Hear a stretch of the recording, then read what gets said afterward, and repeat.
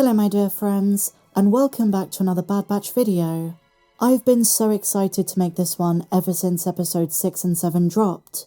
Yesterday when I was making my breakdown, I kept thinking, I need to address this clone assassin in more depth. I wanted to divulge into my various theories, but I also didn't want it to take away from the rest of the episode, and so I decided it warrants its own discussion in a separate video, and that is today. We learnt so much about these assassins in the most recent 2 episodes, and something I want to discuss is the nature of the second clone operative, the one that was sent to track down the first, and the location of Rex and the other clones. This guy was very persistent, and almost succeeded in killing Crosshair, and today I essentially have 3 theories on this topic.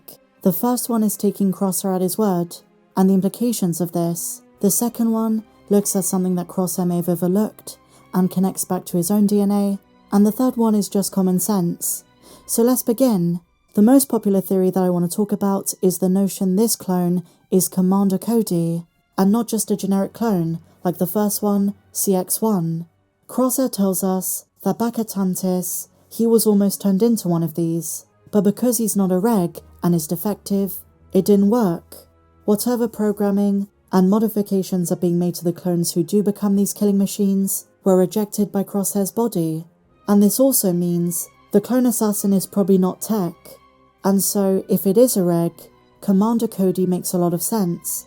He abandoned the Empire and went AWOL, but I can't imagine the Empire just letting him walk away, a clone just defecting like that, without consequence. It's possible they recaptured him, and as punishment for his defiance, turned him into a compliant clone operative assassin. It's a wild theory with quite little basis, but it makes sense, considering this guy survived the most recent episode, and they made a big deal about this. I can imagine he's more important than we think, and his role is going to be significant only for his former identity to be revealed later in the season. This would be such a tragic fate for Cody, such a beloved clone, one who, if this is true, will have succumbed to 2 forms of programming, the inhibitor chip for Order 66, and whatever they've done to control the minds of these clone assassins, who no longer possess any individuality. Now I should emphasize, this is just a theory, and in all likelihood, the clone assassin is just another clone. But they went far and beyond concealing his face, unlike the first one, keeping his helmet on. He had quite a lot of screen time, and the way he was written makes it seem like the creators want us to focus on his identity, wondering who he is. So is this a familiar clone? I'm going to say the chances are good, but I wouldn't depend on it. But I wanted to put forward that theory because I think it's very important and crucial going into the next few if he is going to resurface once again. I think to understand really the tragedy of what's going on Tantis, they might elect to give us a clone who we already know in one of these suits. And now here's another theory I've seen. Some say Crosshair was wrong. He thought they couldn't use his DNA, but some have speculated the clone assassin, the sniper guy, moved and even spoke very similar to Crosshair, even with his accuracy, which is what they wanted. And there is a bit of evidence to back this theory.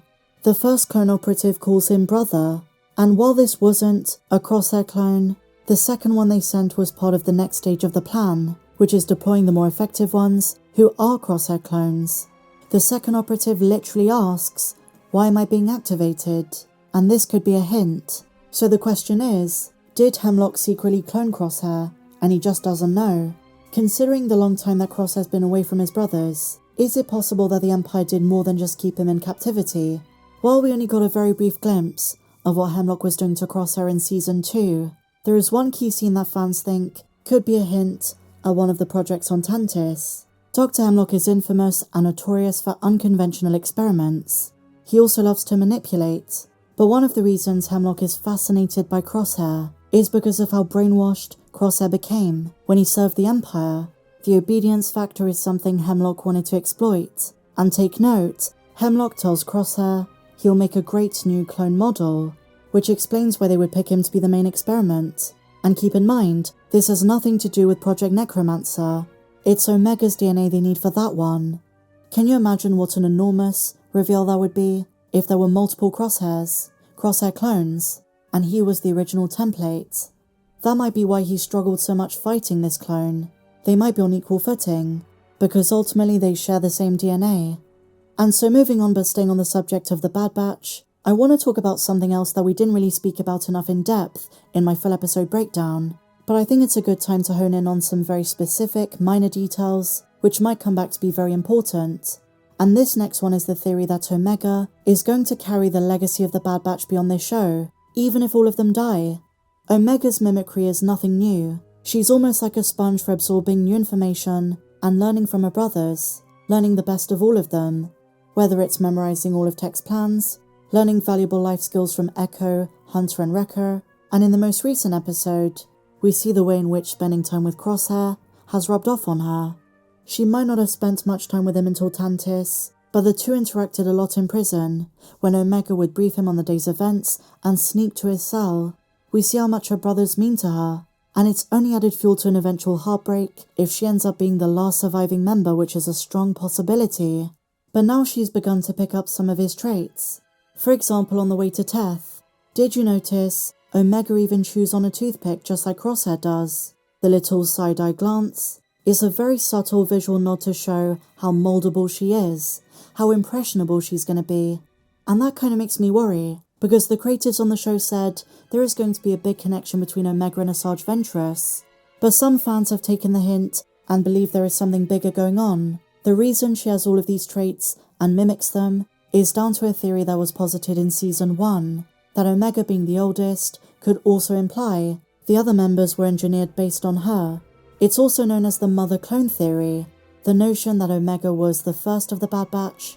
She's of course a Django clone, but there is evidence to suggest Omega's genetics were isolated to create clones with heightened abilities, setting up more reveals down the road. And so now, my dear friends, again staying on the same subject, following the most recent 2 episodes, Lucasfilm gave us some character posters, and these are from cinematographer Joel Aaron, and they're spectacular. All of the characters appear to be in the clouds, not sure if this is symbolic, and it's kind of reminiscent of Bespin. It makes you want to say, they truly belong here with us in the clouds. The first one is of Hunter and Wrecker, then we have Crosshair looking very pensive, and then we have Omega and Crosshair in their Tantis outfits, Crosshair holding his hand, the shaking, the tremors. Then we have Palpatine, very appropriate, he has grey clouds above him. Then we have Batcher, a new member of the group. We have Wolf, a massive return for the show. Then we have Rex and Echo, and finally Hemlock and Emery Carr. She looks very apprehensive, almost terrified, maybe uncertain if she should still be working for him. For more of my thoughts and analysis, please go and check out yesterday's full episode breakdown of both episodes 6 and 7. Otherwise, thank you so much for watching this video. If you enjoyed it, please be sure to give me a big fat thumbs up, subscribe if you're new, and I'll see you in the next video. May the Force be with you, always.